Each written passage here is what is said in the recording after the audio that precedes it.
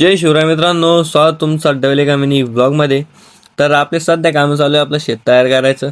तर आपलं जे दुसरं बाजरी शेत होतं का, आज हे नांगरायचं होतं. काल पप्पाने भरपूर नांगरलेलं होतं आणि जेवढं राहिलेलं आहे का, आज ते मला नांगरून घ्यायचं होतं.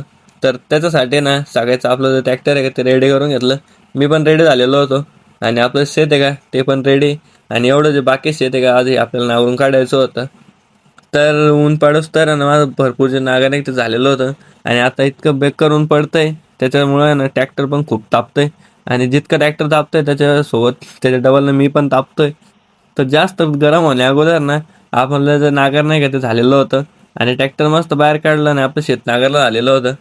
तर ट्रॅक्टरला ना सावलीमध्ये लावून दिलेलं होतं. आता ट्रॅक्टर एकदम मस्त थंड होईल. आणि मला थंड होण्यासाठी मी चाललो होतो आता रिटर्न आपल्या घरी. तर 2-3 तास आहे ना मस्त एकदम झोप काढली.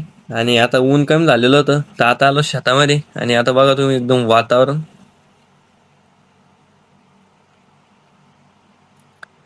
तर आपलं आहे ना सगळी जी नागाटी का म्हणजे जेवढे बाजरीचे शेत आहे का ते सगळे नांगरून झालेले होते. आणि शेत तयार करता करता करता आहे ना माझी हालत झाली होती एकदम खराब, कारण की एवढी मेहनत लागते ना शेत तयार करण्यासाठी बेकार. तर माझी हालत तर एकदम खराब झालेली होती. पण आपले जे शेत आहे का ते एकदम कडक म्हणजे भारी तयार झालेले होते. आता दुसऱ्या पिकासाठी एकदम आपले शेत आहे का ते रेडी. आता याच्यामध्ये म्हणजे दुसरं पीक घेऊ का एकदम भारी क्वालिटीमध्ये राहील. तर आपलं जे आजचं काम आहे का ते कम्प्लीट झालेलं होतं. आणि कामासोबतच आपला ब्लॉग आहे तो आज इथं संपवतो. तर ब्लॉग कसा वाटला कमेंटमध्ये नक्की सांगा. ब्लॉग जर आवडला असेल तर लाईक शेअर सबस्क्राईब करून घ्या. भेटू तुम्हाला अशाच नवीन ब्लॉगसोबत.